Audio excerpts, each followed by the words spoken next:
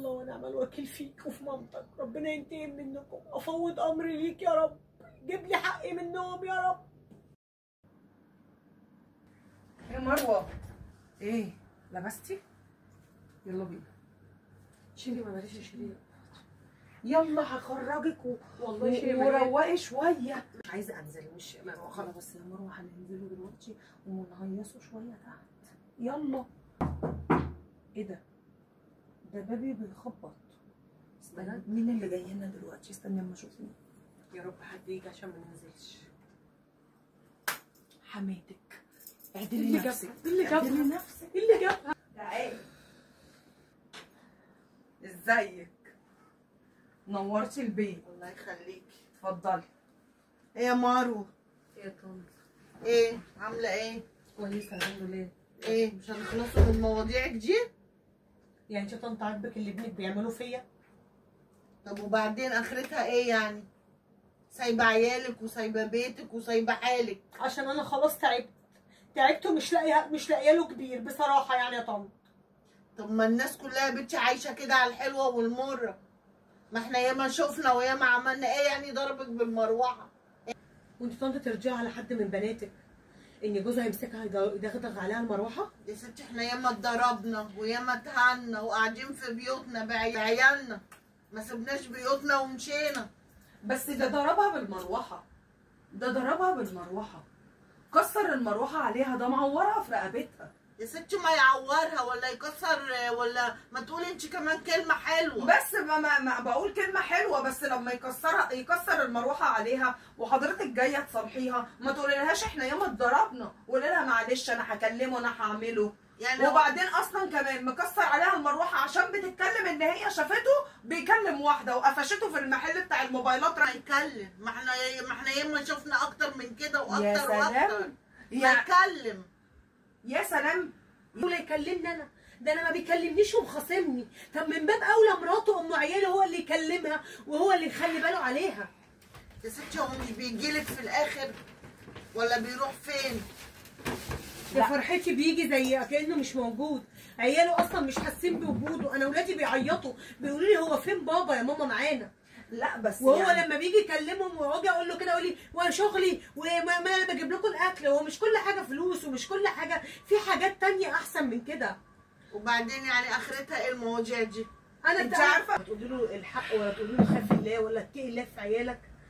يا ستي انا بقول انت بتشوفيني. لا بصي انا عايزه احكي لك على حاجه. انت لو كنت بتقولي ما كانش عمره عمل كده. ينفع اول يوم رمضان يجيبوا بطه وتجيب قلقاس ورز، وراح جاب لها بطه مجمده من فتح الله حلو رضا، غيرنا مش لاقي نصها، وتعمل والنور والميه تقطع عليها وتفضل نازله من التاسع نازله تحت تملى ميه وتطلع بملى ميعاد البواب عشان اطبخ الاكل قبل ميعاد رمضان. مش عارفه القلقاس غسيله عامل ازاي، وطفحت الكوته اليوم ده وعملت البط والقلقاس والرز، وقاعدين اول يوم الفطار اول يوم رمضان على الفطار يفطر ويقعد يقسم على عياله الاربعه وعليه البطه وهي قاعده ما يقولهاش خدي حته. ودايما ما بيحصلوش الخصام غير في المناسبات.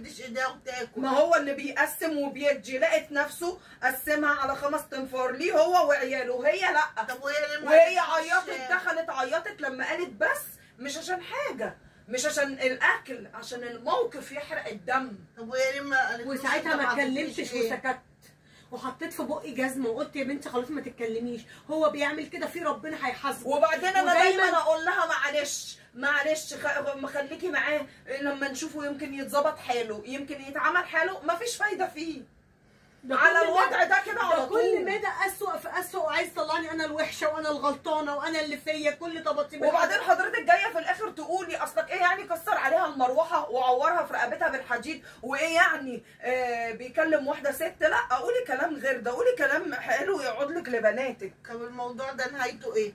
نهايته بقى في ايد ربنا. ابنك لازم يتعدل حاله ويبطل. طب والعيال دي اللي انت سايباهم طول النهار هو اللي بيخرب البيت مش هي، هو اللي بيخرب البيت مش هي مشت وسابتهم مش من فراغ، ما هو مكسر عليها المروحه. ما هو الست ده انا ملبساها دلوقتي كنت واخداها وخارجين قلت لها تعالي خليكي تغيري النفس شويه. ما الواحده هي اللي بتستحمل مش الراجل. لا بس الكلام ده ما ينفعش، الكلام ده لازم له حد بيعمل اللي بيعمله معاها وانت بتيجي تروحيها من غير وقفه. فهي المره دي مروه هتعمل له وقفه، وهو اللي بيخرب البيت، هي ما بتجريش على خراب بيت. عشان انا عمري ما باجي. احنا منين ما تتصل بينا تكلمنا ولا تقول لي وتحكي لي، وتتصل بماما تحكي لها، وتتصل بيا تحكي لي، وتتصل باختي تحكي لها. انت عايزه اقول لحضرتك على حاجه، انا كذا مره اقول له اتقي الله، انت عندك 3 بنات، اتقي الله فيهم. اللي هتعمله مع بنات الناس بره ومع الستات اللي انت بتكلمهم اللي مش كويسين هيتعمل في بناته. هو ناسي ان هو عنده بدل البنت 3 وبعدين عايز ربنا، وبعدين عايز يخرب البيت وهو معاه 3 بنات داخلين على سن مراهقه وحبه، والكبيره سنه في الثانيه هتتخطب وتيجي تتجوز يلاقوا البيت من غير راجل. هو مش بيفكر في الحاجات دي كلها، هو بيفكر في نزوته وبعدين اللي بيعمله مع الستات هيتعمل في بناته. وهي في ست محترمه وتتقي الله تكلم راجل معاها قرطه عيال، تبقى ست مش كويسه وربنا ينتقم منها. هو اللي اداها الفرصه يا مروه، هو اللي بيكلمها، هو اللي اداها الفرصه وعايز يخرب البيت. يعني كده انتوا الاتنين عملتوا قاضي ووالي على ابني؟ ماشي يا مروه. يعني هو ده الكلام ده كده اللي الكلام ربنا خلص قدرك عليه؟ كده الكلام خلص. يعني انت ايه يا طنط هتعملي ايه يعني؟ يعني هخليه يا حبيبتي طلقت غيابي. هو ده كل اللي حكيته لك وبتقولي له الكلام ده؟ ايه الحموات دي؟ انا هو ده يعني انت يرضى يتعمل كده في بناتك؟ كده الكلام خلص خلاص. كده الكلام خلص. الحقي بتقول لك هيخليه يطلقك غيابي. خلاص واحنا بقى ما بيننا والله لا هقضيه. هي دي اللي جايه تصلح؟ هي دي اللي جايه تصلح يا مروه؟ هي دي اللي جايه تصلح؟